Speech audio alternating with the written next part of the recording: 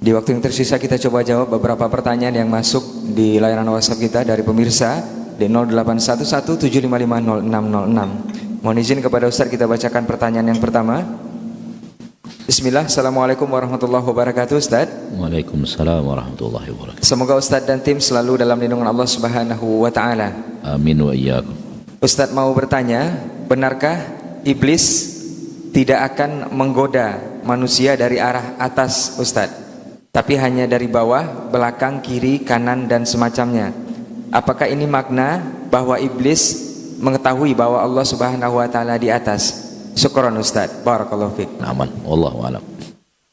Nah, baik, jazakallahu khairan untuk jawaban dan penjelasannya. Semoga saudara kita yang bertanya bisa paham dari jawaban Ustaz, dan juga ini adalah ilmu untuk kita bersama hari ini. Kita lanjut ke pertanyaan berikutnya. Bismillah. Assalamualaikum Ustaz. Waalaikumsalam warahmatullahi. Ustaz mau bertanya, apakah dosa-dosa kecil yang sudah banyak dan menjadi dosa besar, dan apakah cara bertaubatnya sama dengan orang yang melakukan dosa besar Ustaz? Nah, baik. Satu pertanyaan terakhir Ustaz. Bismillah. Assalamualaikum warahmatullahi wabarakatuh Ustaz. Waalaikumsalam warahmatullahi. Ustaz mau bertanya di luar tema Ustaz. Ustaz, bagaimana hukumnya jika laki-laki menikah tanpa izin orang tuanya dan hanya memberitahukan menikah saja dan tidak mengikuti adat? Soalnya ana mau menikah tapi masih terhalang oleh orang tua, dalam tanda kurung ibu, yang masih melarang ana sampai berumur 25 tahun. Dan ana juga tidak boleh menikah dulu baru hajatan. Sedangkan jujur ana sudah tidak tahan untuk menikah dan takut terjerumus ke hal yang tidak diinginkan. Apakah boleh Ustadz kalau ana menikah tanpa izin orang tua? Ana termasuk anak yang durhakakah Ustadz? Bantu jawabannya Ustadz. Syukron. Barakallahu fiik.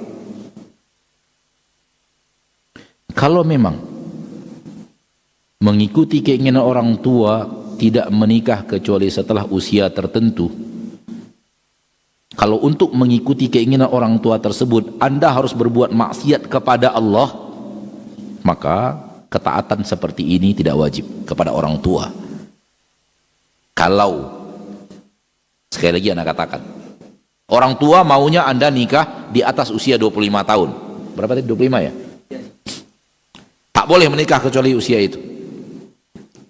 Mau 25, 27, 35, terserah.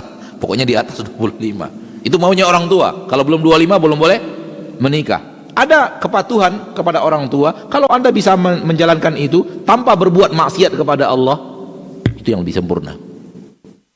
Itu yang lebih sempurna. Namun kalau untuk mengikuti keinginan orang tua tersebut harus dengan jalan berbuat maksiat kepada Allah, maka tidak ada kewajiban untuk patuh kepada perintah orang tua tersebut.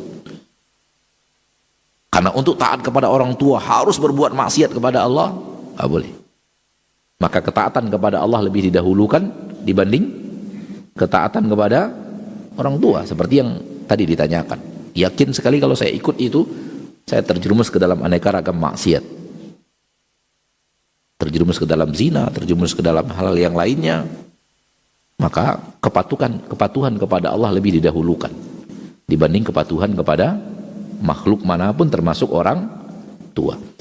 Taat kepada orang tua, taat kepada Allah kalau bisa digabungkan kedua-duanya itu yang paling sempurna. Namun harus bertabrakan salah satu di antaranya, maka ketaatan kepada Allah harus lebih didahulukan dibanding ketaatan kepada orang tua. Namun sekali lagi saya menyarankan kepada Anda, datanglah kepada orang tua, sampaikan kepadanya, ulang-ulang terus, ngemis kepada orang tua agar orang tua mengizinkan.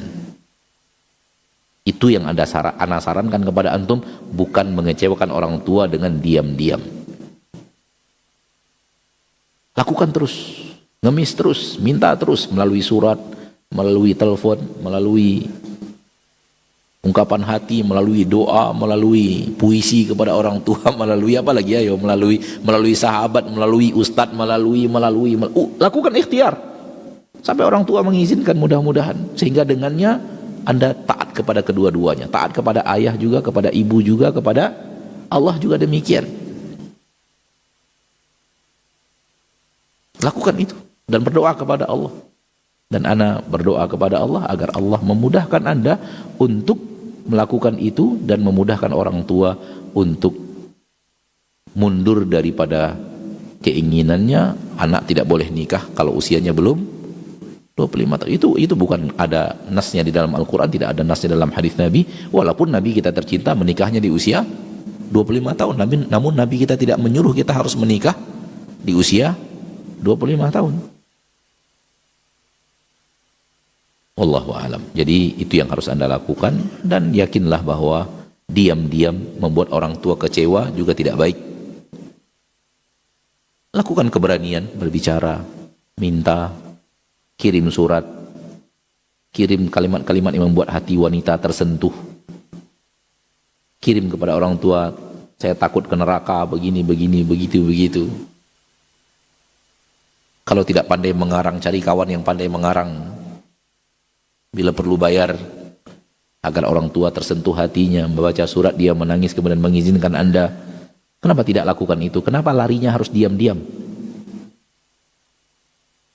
Kecewanya orang tua juga berbahaya. Kecewa orang tua juga berbahaya.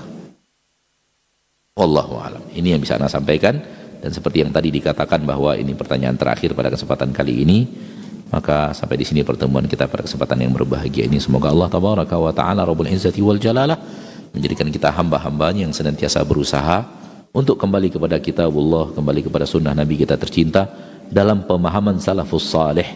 Karena para sahabat adalah manusia terbaik dalam memahami Al-Quran dan Sunnah, karena mereka menerima pemahaman itu langsung dari Nabi kita Muhammad sallallahu alaihi wasallam. Oleh karena itu mereka adalah suri tauladan kita. Ketika mereka tidak protes, harusnya kita juga tidak protes. Maka para sahabat tidak ada yang protes tentang asma wa sifat. Harusnya kita juga tidak protes. Para sahabat tidak ada yang mentakwil-takwil asma wa sifat, maka harusnya juga kita tidak mentakwil. Akan tapi menerima apa yang Allah katakan, sami'na wa ata'na. Namun ketahuilah bahwa sami'na wa ata'na para sahabat tidak membuat mereka menyamakan Allah dengan makhluk.